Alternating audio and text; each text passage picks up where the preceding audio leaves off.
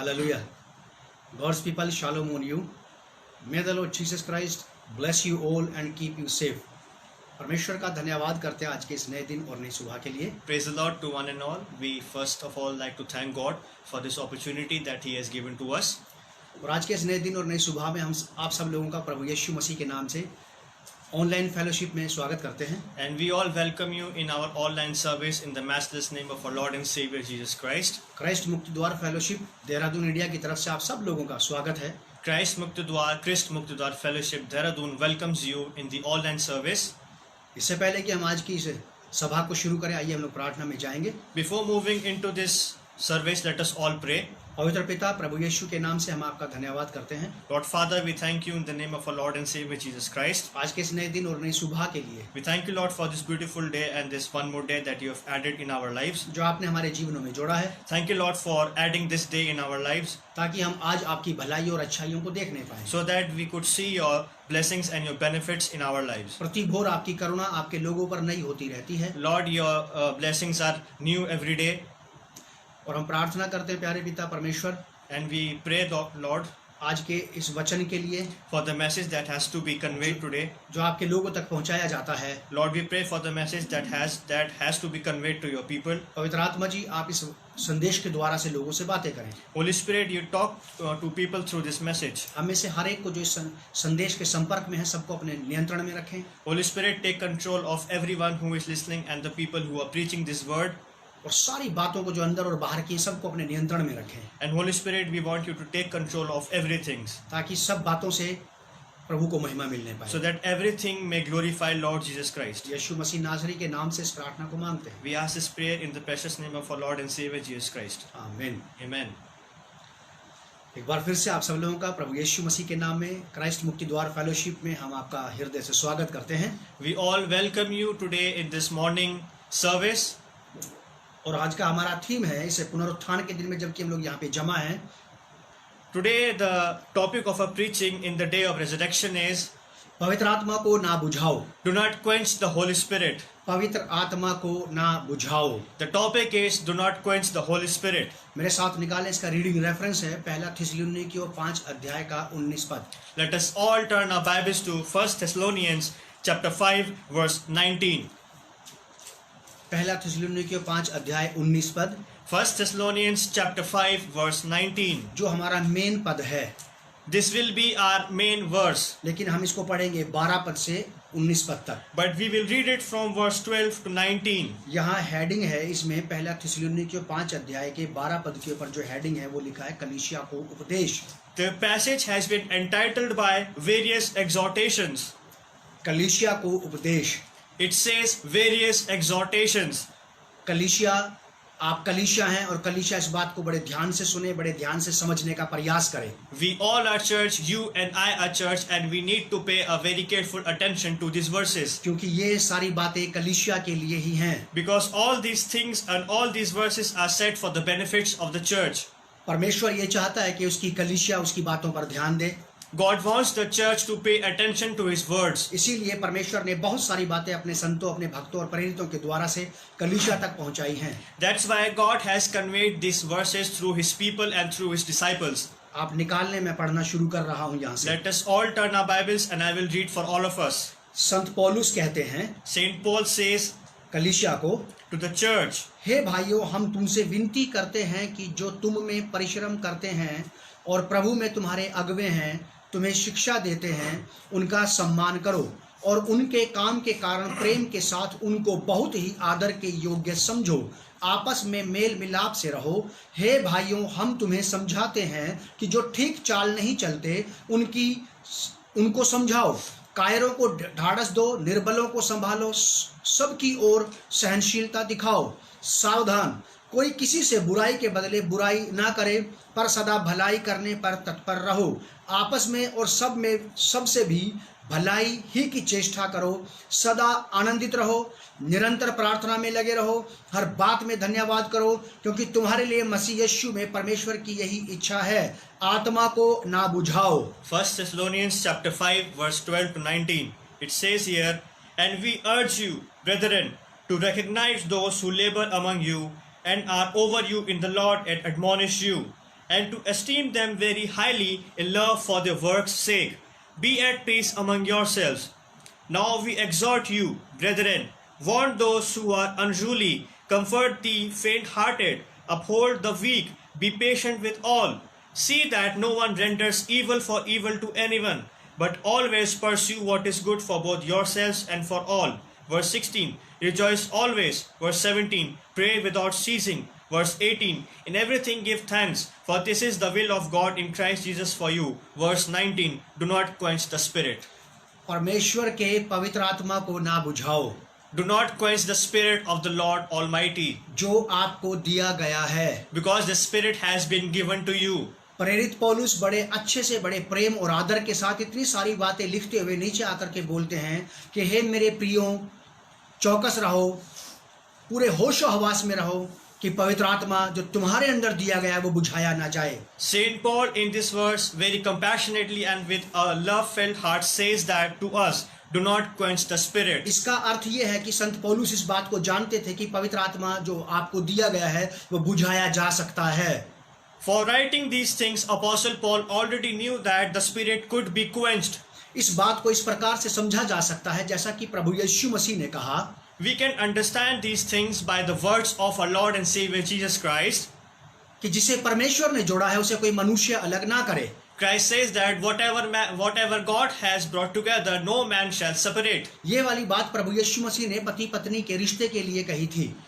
Jesus Christ said this in the relationship of a husband and wife. जब मैं इस बात को देखता हूं तो मैं ये सोचता हूं कि इसका मतलब ये है कि मनुष्य किसी भी प्रकार से अपनी बुद्धि चला के या किसी भी प्रकार से अपने गलत तरीके और व्यवहार की वजह से मनुष्य पति पत्नी को अलग कर सकता है.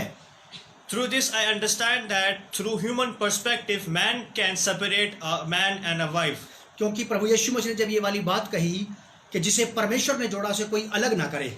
Because when Christ said that what God has brought together, संगी साथियों, आत्मा को ना बुझाओ. similarly when Apostle Paul says to the church of Thessalonians that do not quench the spirit, इसका अर्थ मैं ये सोचता हूँ कि पौलुस इस बात को जानते थे कि कलीसिया के लोग या कोई भी इंडिविजुअल व्यक्ति इस आत्मा को बुझा सकता है. for me, according to my opinion, it means that a church or a member of a church could quench the spirit of the Lord. अपने जीवन में भी और कलीसिया में भी. The church can quench the spirit of the Lord in our lives, in their own lives, and also in the church. और पवित्र आत्मा जो कि आग का प्रतीक है, And Holy Spirit is a fire, ये एक ऐसी आग है जो परमेश्वर की ओर से कलीसिया को दी गई है. and it is a fire that has been given to the church from God Himself. पवित्र आत्मा को एक आग बताया गया है Holy Spirit has been represented as a fire, और बाइबल इसी प्रकार से बातें बताती है. and Bible also similarly says like this. परमेश्वर के आत्मा के बारे में The Bible says these things for the Spirit of the Lord. मत्ती की किताब 3 अध्याय के 11 पद में लिखा है. आप लोग निकाले मत्ती से सुन लें ऐसे ही. Matthew chapter 3 verse 11 says that यूहन्ना बपतिस्मा दाता ने इस बात को कहा था John the Baptist has said these things like कि this. मैं तो तुम्हें जल से बपतिस्मा देता हूँ, John the Baptist says that I will baptize you with the water, लेकिन जो मेरे बाद आता है वो मुझसे बड़ा है, वो तुम्हें आग और आत्मा से बपतिस्मा देगा. but the one who is coming after me is great I am, and he will baptize you with the fire.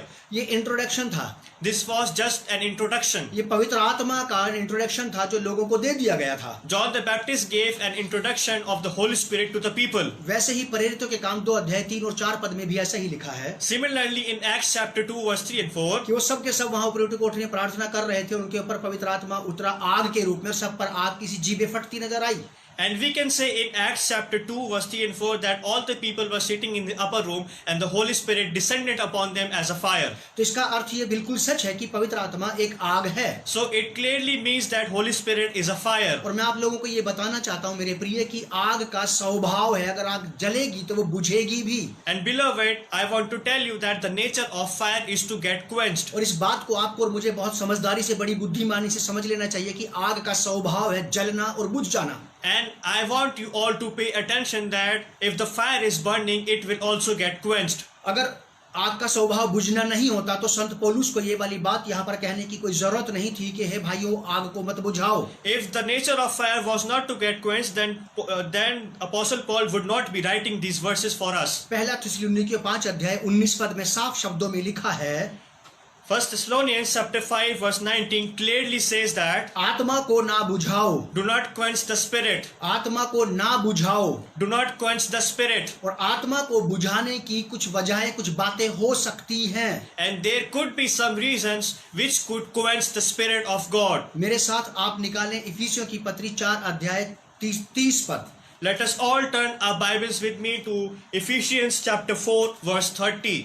परमेश्वर के पवित्र आत्मा को शोकित मत करो, जिससे तुम पर छुटकारे के दिन के लिए छाप दी गई है।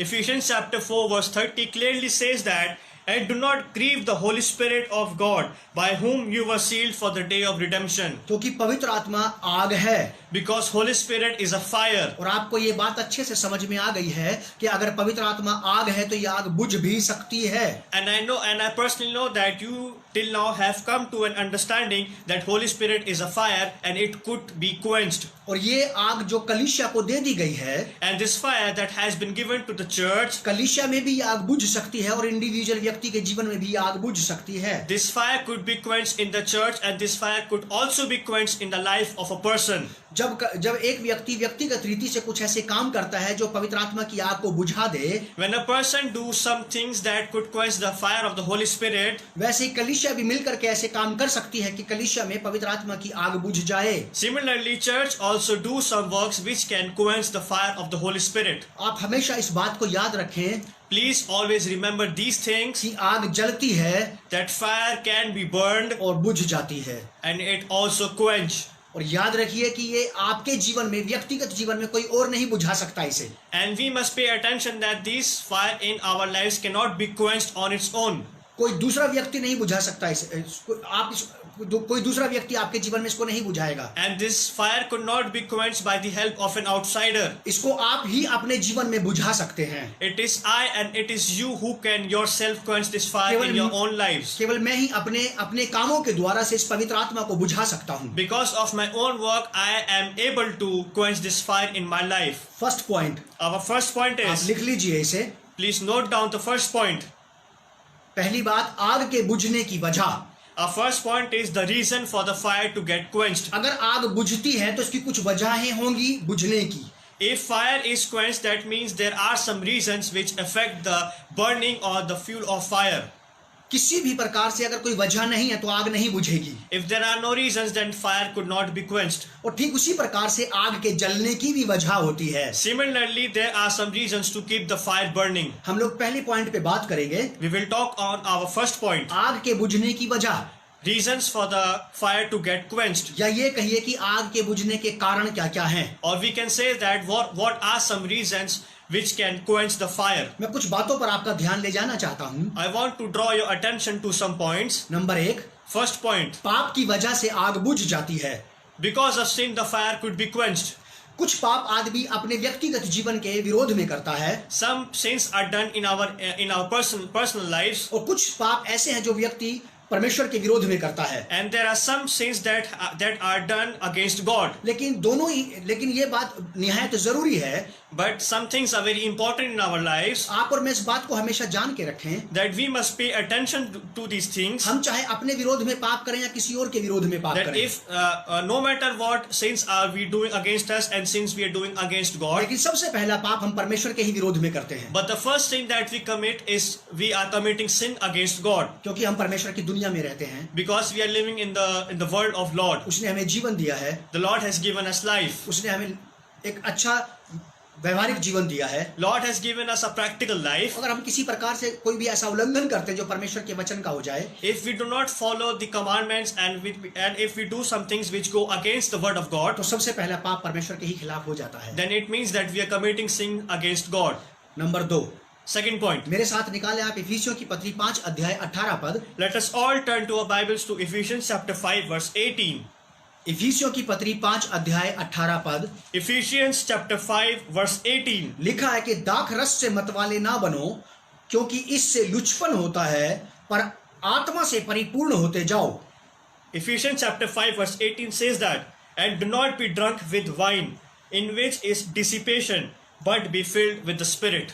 मैंने यहाँ पे इस बात को समझा है परमेश्वर के आत्मा के द्वारा से। What the Holy Spirit has taught me from this verse is, केवल यहाँ पे शराब का नाम लिया गया है। It only describes the word alcohol. तो जो लोग शराब नहीं पीते, वो तंबाकू चबाते हैं, सिगरेट पीते हैं या बीड़ी पीते हैं या किसी प्रकार से और भी तंबाकू कोई दूसरा पान तंबाकू चबाते हैं, वो ये ना सोचे कि मैं शराब तो नहीं पीता हूं लेकिन इसलिए मेरे पास आजादी है. If any people who thinks that we are not drinking wine or we are not drinking alcohol, but they are in some kind of dissipation, they must understand that they cannot be filled with the Holy Spirit. अगर शराब पीने वाला व्यक्ति अपने जीवन में पवित्र आत्मा की आग को बुझा सकता है, तो तंबाकू खाने वाला व्यक्ति भी अपने जीवन में परमेश्वर के पवित्र आत्मा की आग को बुझा सकता है. If a person who is drinking alcohol can quench the Spirit of the Lord, similarly, a person who is in any kind of dissipation could also quench the fire of the Holy Spirit in their lives. Bidi, cigarette, तंबाकू, खैनी, जो भी कुछ कोई भी व्यक्ति इस्तेमाल करता है, और यदि वो ये कहता है कि पवित्र आत्मा मुझसे बात करता है, तो मैं ये कहना चाहता हूँ कि पवित्र आत्मा वहां पर नहीं है.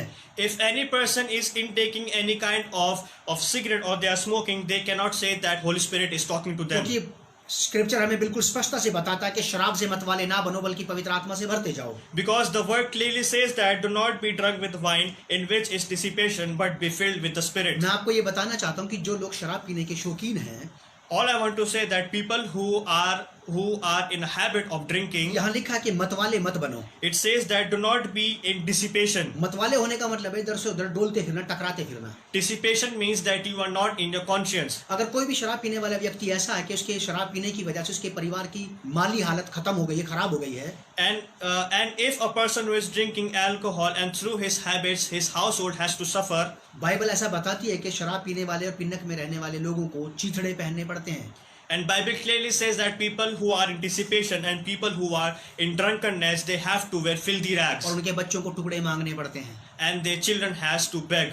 तो मैं आपको ये बता देना चाहता हूँ कि नशे की आदत बिल्कुल भी अच्छी नहीं है, And so I want to say that drunkenness is not good, और परमेश्वर इस बात की बिल्कुल इजाजत नहीं देता है. and God doesn't give any permission of getting drunk. लेकिन कोई नया जन्म पाया हुआ व्यक्ति यदि आज भी शराब पीता है, If any people who has experienced the new who has born again and if still is in drunkenness, अगर उसकी पत्नी बच्चों की हालत बहुत अच्छी है, if the household is in a good position, उसकी वजह से कोई दूसरा व्यक्ति सफर नहीं कर रहा, कोई परेशान नहीं है, and because of his drunkenness anyone or any other person is not suffering, और ना उसके व्यवहार की वजह से कोई गलत बात बाहर आती है, or because of his habit, if he is not giving any harm to other people, इसका अर्थ ये नहीं है कि ये व्यक्ति सही है. so it doesn't mean that that person is right. ये नया जन्म पाया हुआ व्यक्ति हो सकता है, A person could be a born again Christian. ये परमेश्वर के राज्य का वारिस हो सकता है, A person can be an heir of the kingdom of God, लेकिन ये पवित्र आत्मा से भरा हुआ व्यक्ति कभी भी नहीं हो सकता है, but that person cannot be filled with the fire of the Holy Spirit, क्योंकि पवित्र आत्मा वही भरा जाएगा जो व्यक्ति इन चीजों से दूर रहेगा. because Holy Spirit will only fill a person who is clean from inside. और मेरे प्रिय, ये चीज आपके अंदर के पवित्र आत्मा की आग को बुझा देगी. And all these things can quench the fire of the Holy Spirit in your lives. और कलीसिया इस बात की बिल्कुल चौकस रहे इस बात में. And the church must be watchful of these things. कुछ लोग इस बात को जानते हैं, उनके पास स्वतंत्रता है कि वो रात को थोड़ी सी शराब पी करके खाना खाने के बाद आराम से सो जाते हैं. Some people have the freedom that at night having supper or having dinner they drink alcohol and they sleep. और वो किसी का नुकसान नहीं कर रहे हैं. And they are not giving harm to any person. लेकिन मेरे प्रिय भाई और बहन, मैं आपको ये बात बता देना चाहता हूँ But my beloved, I want to convey these things to you, कि ये थोड़ी सी शराब आपको पवित्र आत्मा की आग को बुझाने में बड़ी मदद करेगी, that this little amount of alcohol can help you in quenching the fire of the Holy Spirit. और आप अपने जीवन में इस बहुत बेशकीमती बहुमूल्य उपहार को खो देंगे. And you do not want to separate this essential gift that has been given by God in your lives. जो प्रभु यीशु मसीह पर विश्वास करने के द्वारा से आपको मिला है. And this gift is coming inside of you by having faith in Lord Jesus Christ. ठीक जस्ट वैसे ही जैसे पवित्र आत्मा आपको और मुझे, जैसे उद्धार आपको और मुझे प्रभु यीशु मसीह पर विश्वास करने से मिला है, Likewise, we got salvation by having faith in our Lord Jesus Christ. पवित्र आत्मा भी आपने और मैंने प्रभु यीशु मसीह से पाया है, Similarly, we have received Holy Spirit by having faith in Lord Jesus Christ, बिना कोई दाम दिए. without giving any money. और उद्धार भी हमने ऐसे ही पाया है, बिना दाम दिए. And we have received salvation freely. दो बहुत बड़े उपहार हमने प्रभु यीशु मसीह से पाए हैं. These are two essential rewards that we have received from our Lord and Savior Jesus Christ. हम में से कई सारे विश्वासी इस बात का प्रयास तो करते हैं कि उद्धार उनके हाथ से जाता ना रहे, Many Christian believers try that they may not lose salvation, लेकिन इस बात का भी प्रयास करना चाहिए कि पवित्र आत्मा भी बुझाया ना जाए. but we may also labor that the Spirit is not quenched in our lives. Second point, Our second point is, पवित्र आत्मा की आग के धधकने की वजह? What is the reason of a fire to remain ignited in our lives? इस आग को कैसे धधकाया जा सकता है? How can we ignite this fire in our lives? अभी हमने बुझाने के कदम को देखा, बुझाए किस बातों से बुझाई जा सकती है? Recently we saw some reasons which could quench the fire of the Holy Spirit in our lives. झूठ बोलने से बुझाया जा सकता है, We could quench the fire by saying lies. परमेश्वर की बात को ना मानने से बुझाया जा सकता We है, can even quench the fire of the Holy Spirit by rejecting the words of God. आत्मिक जीवन के नियम कायदे कानूनों का उल्लंघन करने से भी पवित्र आत्मा को बुझाया जा सकता है, We can also quench the fire of the Holy Spirit by going against the rules and regulations और to live a spiritual life. और जिस कलीसिया को पवित्र आत्मा दिया गया है, And the church that has been received the Holy Spirit, उस कलीसिया के नियम कायदे कानूनों के मुताबिक भी अगर आप ना चले तो भी पवित्र आत्मा की आग को बुझाया जा सकता है। if you are not going according to the rules and regulations of the church, you can also quench the fire of the Holy Spirit in your lives. आपको और मुझे बहुत होशियार होने की आवश्यकता है कि किसी जरा सी बात से भी हम पवित्र आत्मा को ना बुझा दें। We must be very watchful in our lives that what we are doing which could quench the fire of the Holy Spirit in our lives. परमेश्वर का पवित्र आत्मा बहुत ही ज्यादा शक्तिशाली सामर्थ्यशाली आत्मा है, The Spirit of the Lord is supreme and almighty, लेकिन शीशे से भी ज्यादा नाजुक है, but it is very fragile than the mirror. बहुत ज्यादा सिंसियर है ये, Holy Spirit is very sincere. बहुत ही ज्यादा सेंसिटिव है ये। Holy Spirit is very sensitive. आपको इसके साथ बहुत समझदारी, बड़ी बुद्धिमानी से व्यवहार करना पड़ेगा पवित्र आत्मा के साथ। We have to be very mindful in having a relationship with the Holy Spirit. Second point, Our second point. आग के धधकने की वजह क्या है? What are the reasons to get the fire burned or to ignite a fire? या ऐसा क्या किया जाए कि आपके जीवन में पवित्र आत्मा की आग लगातार धधकती रहे? Or what are some reasons which could ignite and which could keep your fire burning? कुछ बातें ऐसी जरूर होंगी परमेश्वर के वचन में जो इस आत्मा की आग को लगातार धधका सकती हैं आपके और मेरे अंदर। There are some things in the Bible which help you keep your fire burning in your lives. जरूर ऐसी बातें होंगी कि आग मेरे संपर्क में, मैं आपके संपर्क में लगातार बना रहूं। There are some things which tell us to be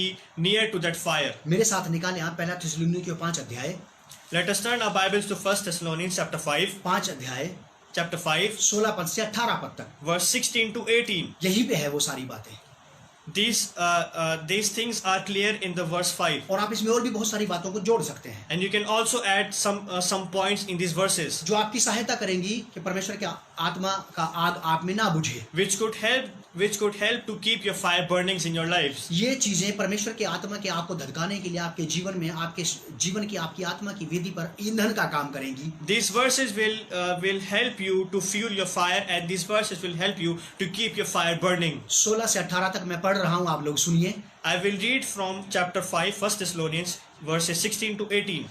सदा आनंदित रहो, निरंतर प्रार्थना में लगे रहो, हर बात में धन्यवाद करो, क्योंकि तुम्हारे लिए मसीह यीशु में परमेश्वर की यही इच्छा है।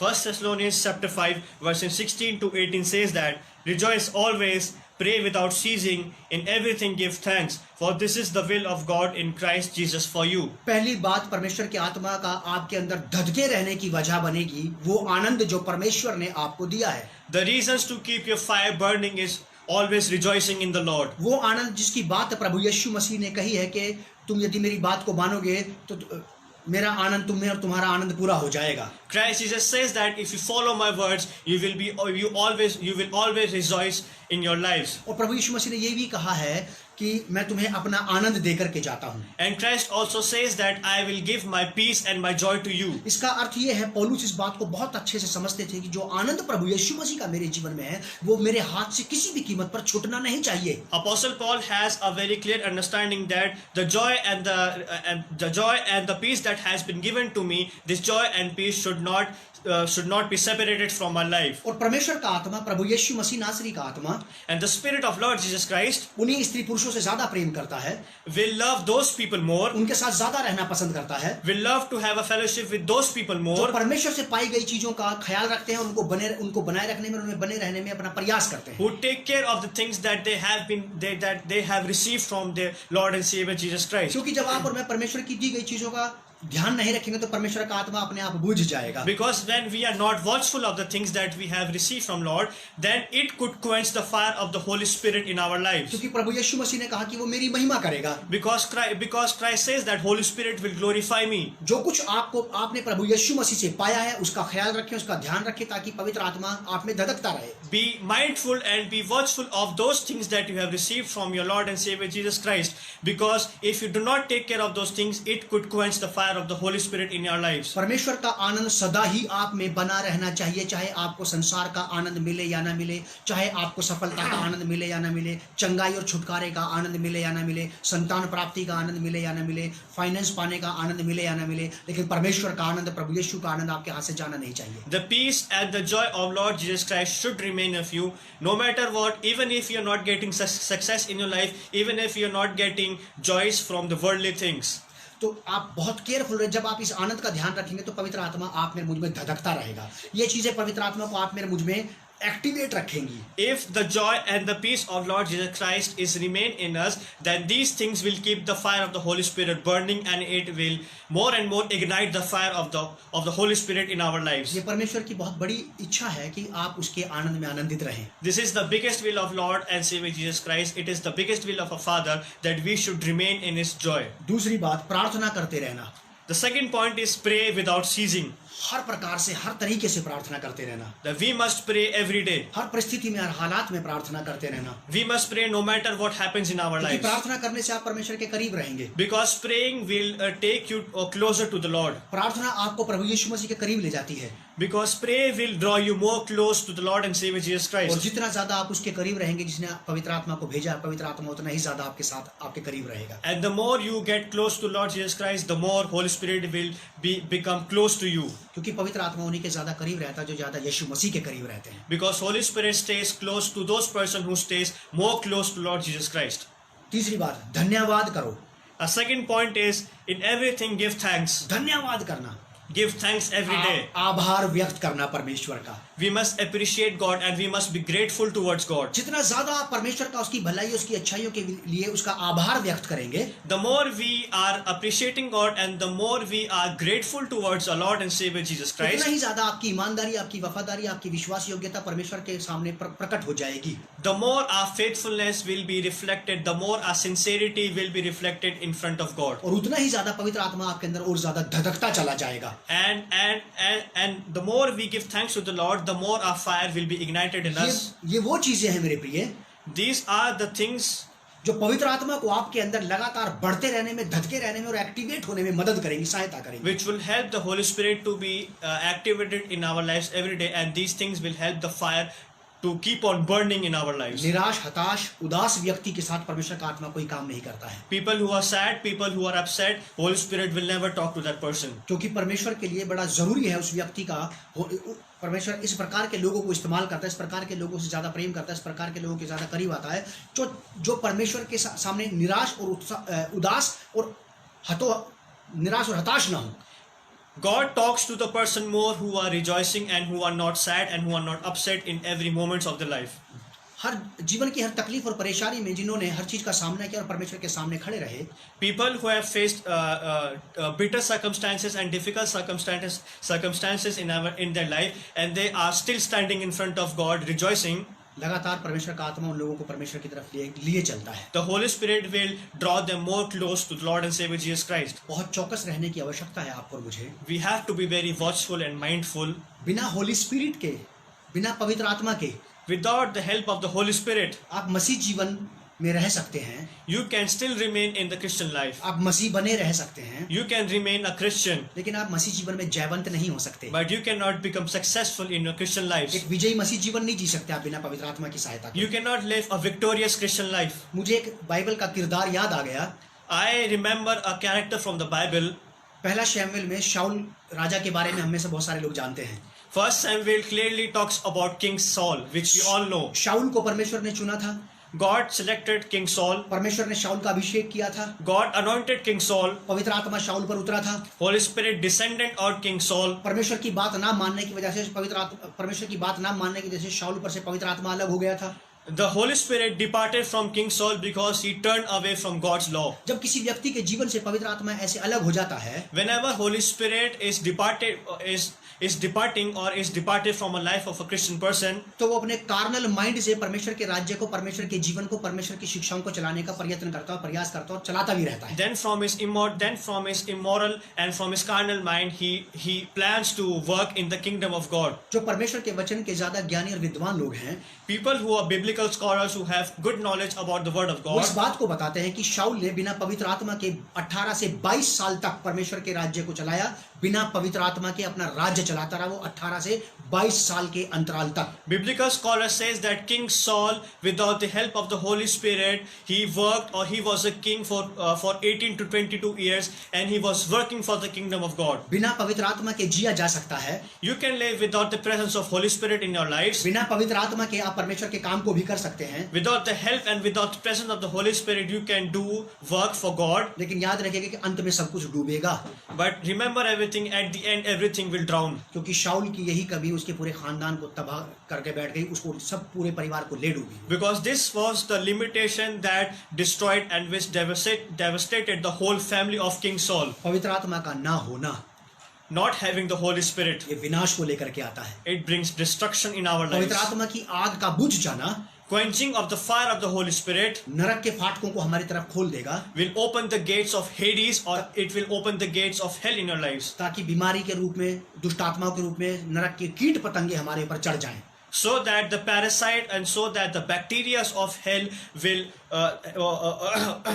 the bacteria and the parasites of hell will overshadow or will overcome on us. और जब आग धधक जाएगी तो ये सारी चीजें आपके पास से भाग जाएंगी. And if the fire is ignited in our lives, then these parasites and these bacteria will go away from our lives. ठीक उसी प्रकार से Similarly, जैसे कि एक मिठाई वाले की दुकान पर when we go in a sweet shop, उसकी भट्टी के आसपास बहुत सारी मिठाई पड़ी रहती है, when we go in the sweet shop around the stove, when we see all the sweets, लेकिन जब तक वो भट्टी जलती रहती है, धधकती रहती है, and whenever the stove is ignited, चूहे, छछूंदर और कीट पतंगे उस भट्टी के पास नहीं आते. parasites, bacteria, moles and mice do not come near to the stove. लेकिन जब रात को दुकान बंद हो जाती है, भट्टी बुझ जाती है, And when the stove is not igniting and the fire is not burning in the stove, आग के बुझने की वजह से वो सारे कीट पतंगे, छछूंदर और चूहे उस भट्टी पर चढ़ जाते हैं. and because of the quenching of the fire, all the bacteria, all the mouse and all the moles, they overcome and they step over the stove, और उस भट्टी को चाटने लगते हैं. and they lick and they start and they destroy the stove. आपके जीवन से भी पवित्र आत्मा के चले जाने के बाद ऐसे ही दुष्ट आत्माओं के कीट पतंगे आते हैं और आपके शरीर को, आपके जीवन को चाटने लगते हैं. Similarly, when the fire of the Holy Spirit is quenched in our lives, then the gates of Hades and the gates of hell and all the evil forces will overcome in our lives. मसीह में मेरे अति प्रिय भाई बहन, My beloved sister and brothers in Christ, मसीह में मेरे प्रिय बच्चों, beloved children in Christ, मैं आपको ये बता देना चाहता हूँ, all I want to say this, मैं आपको ये कहना चाहता हूँ, all I want to convey the message to this. अपने अंदर इस आग को धधकाए रखें. Let us all ignite this fire and let us all keep this fire burning in our lives. हमारे इस बेटे अभिषेक का जब BTH क्लियर हुआ When our son Abhishek completed his BTH, और हमने इसको डेडिकेट बचपन से ही कर दिया था, पैदा होने से ही पहले इसकी माँ ने इसको डेडिकेट कर दिया and था. we dedicated our son before his birth, मैंने एक पादरी साहब को, जिनके साथ मेरी अच्छी फ्रेंडशिप है, and I talked to the pastor who is my best friend. मैंने अपने बेटे के ग्रेजुएशन की खुशी में हमने एक छोटा सा एक जश्न मनाया प्रभु यीशु मसीह की महिमा के लिए. And we did a small feast when our son got graduated from his college. मेरे मित्र का नाम है pastor Lalit Nigam. My best friend's name is Pastor Lalit Nigam. वो जब आए तो मैंने उनसे कहा कि इसे डेडिकेट करें, इसके लिए इसके प्रार्थना करें, इसके लिए आप. I told him to pray for my son. और जाते हुए मैंने उनको बोला कि पादरी साहब आप ये प्रार्थना कीजिएगा कि ये लड़का आग में धधका रहे. And I told him that please pray that my son should have this fire ignited and he must let the fire be burning in his life. मैंने उनसे कहा कि प्रार्थना कीजिएगा कि ये सदा गर्म रहे. And I prayed that, and I told him that my son should remain in that fire. और पास्टर साहब ने धीरे से मेरा हाथ पकड़ के मुझे बोला, अगर आप चाहते कि आपका बेटा गर्म रहे तो उसको हमेशा आग के आसपास ही रखना. And he told that if you want the fire keep on burning in his life, then you should keep him closer to that fire. मुझे बहुत अच्छी लगी उनकी ये वाली बात। I really appreciated what he said. मैं भी ठंडे लोगों के साथ रहना पसंद नहीं करता। I do not love to stay close to the people who are cold. आज्ञा का उल्लंघन करने वालों के साथ रहना पसंद नहीं करता। I do not love to stay with those people who go against the law of God. जो अपने जीवन में परमेश्वर के पवित्र आत्मा की आग को खो चुके हैं, उनके साथ रहने से कोई फायदा नहीं है। I do not love to stay close to those people who do not obey Holy Spirit and the fire has been quenched in their lives. कुछ बातों को आपको अपने जीवन में कुछ सिद्धांत बनाने ही पड़ेंगे। You have to make some regulations and rules in your lives. क्योंकि मेरे प्रिय इतिहास सब नहीं बनाते। Because history is not made by everyone. इतिहास बनाने के लिए आपको अपने आप को पूरी तरह से खींच के रखना पड़ता है। Because you have to sacrifice and you have to sacrifice your wills in order to make history. आग धधकाने की वजह मैं आपको बता देना चाहता हूँ। I want to tell you some reasons through which you can keep that fire burning in your lives. Last point पे हम लोग पहुंच गए, आप इसको लिख लीजिएगा। It is our last point and I want you all to note it down. Levi व्यवस्था की किताब Book of Leviticus, उसका 6 अध्याय, chapter 6. लेवी व्यवस्था 6 अध्याय, Leviticus chapter 6, इसका 8 पद से 13 पद तक। from verses 8 to 13. यहाँ 8 पद से 13 पद में In these verses from 8 to 13, 6 बार कहा गया है, it has been mentioned 6 times आग को ना बुझाओ, that do not quench the fire, आग को बुझने ना दो। that your fire shall not go out. आप लोग जरूर इसको स्टडी कीजिएगा। I want you all to study these verses. Levi व्यवस्था 5 अध्याय, लेवी व्यवस्था 6 अध्याय, Leviticus chapter 6, 8 पद से 13 पद तक। verses from 8 to 13. मैं इसका 12वां पद आपके सामने पढ़ना चाहता हूँ। I would like to read verse 12 in front of you all. यहाँ पर ऐसे लिखा है, It says here, वेदी पर अग्नि जलती रहे और कभी बुझने ना पाए, and the fire on the altar shall be kept burning on. और याजक प्रतिदिन भोर को उस पर लकड़ियां जलाकर होम बलि के टुकड़ों को उसको ऊपर रख के सजाकर धर दे और उसके ऊपर होम बलि की चर्बी को जलाया करे। वेदी पर आग लगातार जलती रहे और कभी बुझने ना पाए। Leviticus chapter 6 verse 12 to 13. And the fire on the altar shall be kept burning on, it shall not be put out. And the priest shall burn wood on it every morning, and lay the burnt offering in order on it. And he shall burn on it the fat of the peace offerings. Verse 13 says that a fire shall always be burning on the altar, it shall never go out. वेदी के ऊपर ईंधन लगातार डालते रहने का काम करिएगा, लगातार ईंधन डालते रहिए ताकि आग ना बुझे। अगर ईंधन ठीक से आपने नहीं डाला, परमेश्वर के वचन की आज्ञाओं का पालन करके, परमेश्वर की प्रभु यीशु मसीह की बात को मान करके, क्योंकि आप प्रभु यीशु मसीह की बातों पे चल करके ही ईंधन डाल सकते हैं। And we must always fuel the fire in our altars, and the reasons and how can we fuel our altar so that the fire may burning is by following God's commandments. जिस दिन आप और मैं प्रभु यीशु मसीह की बातों पर चलना बंद कर देंगे, उस दिन ईंधन डालना बंद हो जाएगा। From the day when we reject God's commandment, from that day onwards we will not fuel the fire, and the fire will go out, और आग बुझ जाएगी। and the fire will be quenched. अगर आग बुझी तो फिर मान के चलिए कि सारी चीजें आपको और मुझे दबाने के लिए तैयार हो जाएंगी। If the fire went out, or if the fire goes out in our lives, then all the external forces of the enemy will overcome on us. मैं पौलुस के समान एक बात अपने विषय में कहना चाहता हूँ। I want to say a thing that Apostle Paul has said. मैं वहां तक ना अभी तक पहुंच नहीं पाया हूँ। इसका मतलब ये नहीं कि मैंने पा लिया है या मैं पा चुका हूँ।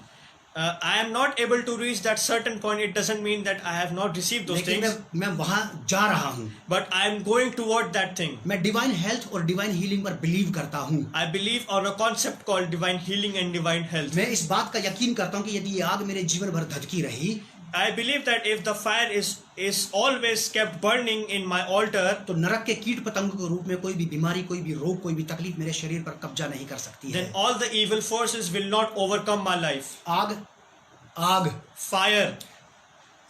शैतान की और नरक की सारी चीजों का विनाश है।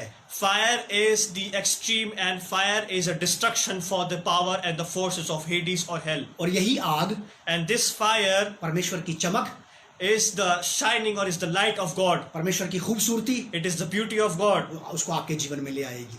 And this fire will bring the light, will bring the shine, will bring the lightning, and will bring the beauty of God in your lives. इससे आपको भी और बहुत सारे लोगों को भी गर्माहट भी मिलेगी और प्रकाश भी मिलेगा। And this fire will give you warmth and warmth to other people, and this fire will give direction to all other people. तो मसीह में मेरे प्रिय, इस आग को कभी बुझने मत देना। ईंधन लगातार डालते रहिए आप। So my beloved people in Christ, let us all fuel our fires. और लोगों की संगति कभी ना करें, And do not have relationship with cold people. उनके साथ फेलोशिप ना करें, Do not do fellowship with the people whose fire has been quenched. उनको टीच करें, उनको सिखाएं कि वो भी धधकें.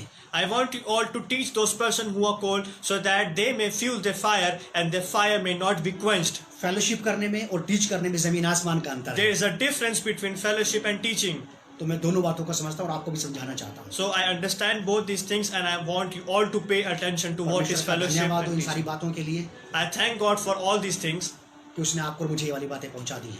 that He has revealed these ये things सारी to बातें us. आपके अंदर जड़ पकड़ने पाए And I pray that these things may be deeply rooted in your और lives 100 गुना फलदायक बन जाए. and this may bring fruits 100-fold. आग का कब्जा आपके अंदर हो जाए And the fire may be kept on burning in your altars. और आप इस आग के द्वारा से बहुत सारी ठंडी वेदियों को धधका सकें. And I want that through this fire you may be able to burn the altars that has been quenched. और ये आग हमारे जीवन के भी अज्ञानता और विश्वास के अंधकार को, हमारे जीवन के अंदर के पाप के झाड़ झंखाड़ को जला के नाश कर देगी. And I want that this fire may destroy all the evil forces that work in our lives. समय आ गया है कि हम परमेश्वर की महिमा के लिए गीत सुनेंगे. हमारी आराधना की टीम बिल्कुल तैयार है. आप इस गीत का आनंद उठाइए और मैं ये बता देना चाहता हूँ कि परमेश्वर का आत्मा आपके साथ बात कर रहा है और अभी आपको छूना चाहता है. The time has come to move in worship and our worship team will help us in singing and I know this and I hope that the Holy Spirit is talking to you. अपनी अपनी जगह पे अपने अपने घरों में आग के साथ, Let us all be in our homes with our respective fires. अपने अपने घरों में अपने अपनी जगहों पे उस आग को महसूस करें आप Let us all feel that fires in our respective places और उसके साथ संगति करें आप. and let us all have a fellowship with that fire. प्रभु आपको आशीष दे. God bless you all. आमीन. Amen. ये समय होगा कि हम परमेश्वर की आराधना करेंगे और वही पवित्र आत्मा आज इस समय आपके घरों में आपके साथ है, यहाँ भी हमारे साथ मौजूद है. हालेलुया. और ये समय होगा कि हम परमेश्वर की आराधना करेंगे और पवित्र आत्मा को अपने जीवन में इनवाइट करेंगे. Thank you Jesus. Thank you इससे Lord. कहेंगे Thank कि you Jesus. प्रभु पवित्र Hallelujah. आत्मा तो उतरा हमारे अंदर और हमारे जीवन के हर एक कंकड़ को, हर एक झाड़ झंकार को प्रभु तू जला डाल. हालेलुया. आइए अपनी आंखों को हम बंद करें, परमेश्वर की आराधना में आगे बढ़ें. Hallelujah Lord. Hallelujah.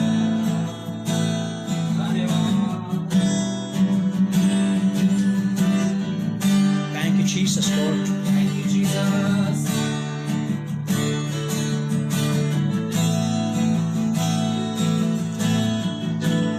करता हूँ मैं समर्पण, ये आत्मा Yes, Lord. और ये जीवन. प्रभु हम अपने आप को आपकी विधि पर अर्पित करते हैं. करता हूँ मैं समर्पण, अर्पण करते हैं अपने आप को प्यारे पिता ये परमेश्वर. आत्मा और ये जीवन. प्रभु यीशु मसीह के नाम में ऐसा हो जाए. हाथों को उठा के मैं जो लोग अपने अपने घरों में वो भी आराधना करें और अभी इसी वक्त आपके घरों का, आपके कब्रों का एटमॉस्फेयर बदल जाएगा. अभी इसी वक्त वहीं पे सब कुछ बदल जाएगा.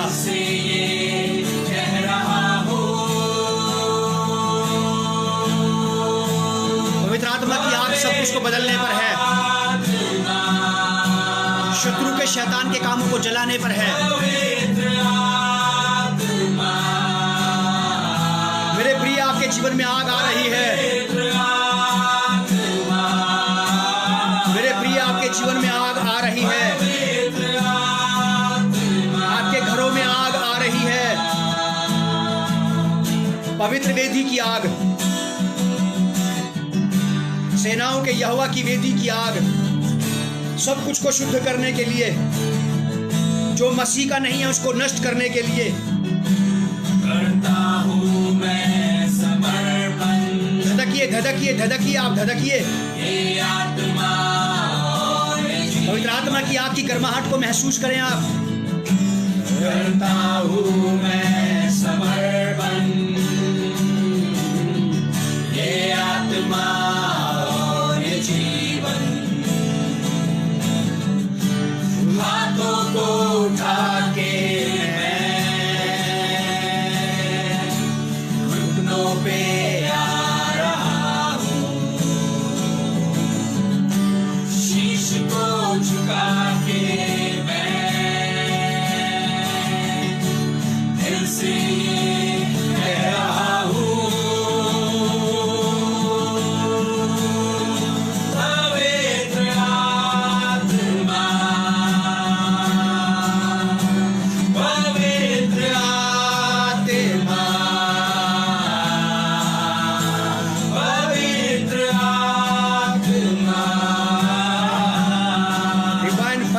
Spirit, Lord.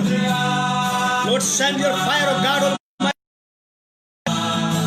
प्रभु ऐसी आग को भेज जो अंधकार के कामों को नाश कर दे, रोग और बीमारियों को नाश कर दे प्रभु जी। शैतान के कामों को नाश करने के लिए परमेश्वर का पुत्र यीशु मसीह इसीलिए प्रकट हुआ कि शैतान के कामों का नाश करे। और वो वही है मेरे प्रिय, आपके पास, आपके घर में है, वही बिल्कुल बिल्कुल आपके करीब है। वो पवित्र आत्मा की आग वहां पे है, परमेश्वर यहोवा का आत्मा। O fire lord, fire fire fire. अपने प्रेम से खुदा तू आजा, lord fire Jesus, heavenly fire O lord, fire of holy spirit.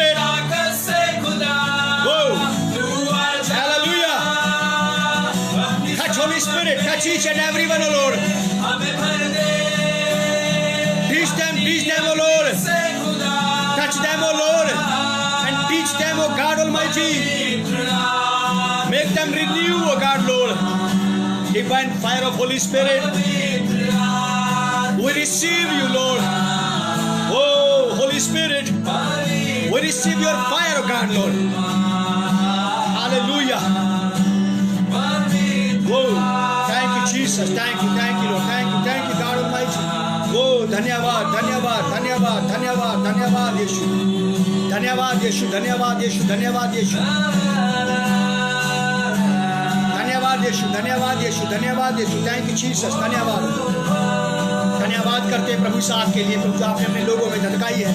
और स्वामी मैं चाहता हूँ कि ये आग प्रभु जीवन पर्यंत कभी बुझने ना पाए, और ज्यादा धधकती जाए, और ज्यादा बढ़ती जाए, और ज्यादा ये आग आक्रामक होती चली जाए, शैतान के कामों को नाश करने के लिए, हमारे जीवनों को गर्माहट देने के लिए, हमारे आत्मिक जीवनों को और ज्यादा प्रकाशमान करने के लिए, और ज्यादा प्यारे पिता परमेश्वर आपके राज्य को बढ़ाने के लिए यीशु मसीह के नाम में ऐसा हो जाए। और ये लाराबा खाराबा शाला रबांदाना पूरा वशेखे ये रबा रबांदाना। वो fire fire fire fire fire fire fire lord, वो divine fire of holy spirit हमें भर दे अपनी ताकत से खुदा, तू आजा। Visit us, O Lord. Oh, fire of heaven, visit us. Visit us, O Lord. Visit us, God Almighty. पवित्र आत्मा, पवित्र आत्मा, पवित्र आत्मा। Jesus Lord, प्रभु इस पुनरुत्थान के दिन में हम आपका धन्यवाद करते हैं। प्रभु यीशु मसीह आपके दिन में हम आपका धन्यवाद करते हैं और विश्वास करते हैं प्रभु जी कि आप यहाँ पर हैं। और अनुग्रह दें प्यारे प्रभु कि ये आग जो आज धधकी है ये कभी बुझने ना पाए। प्रभु यीशु मसीह हम पर ऐसा अनुग्रह करें, हमें ऐसी डिवाइन विजडम नॉलेज दें कि हम इस आग को अपने में बनाए रखने के लिए पवित्र आत्मा की मदद कर सकें। प्रभु यीशु मसीह अनुग्रह दे, जहां जहां ये आग धधकी है, जिन जीवनों में आग भड़की है, वहां वहां ये आग बनी रहे और ज्यादा धधकती चली जाए। प्रभु यीशु मसीह के नाम से इस प्रार्थना को हम मांगते हैं, आमीन। God bless you church of Christ, God's people, once again, shalom on you.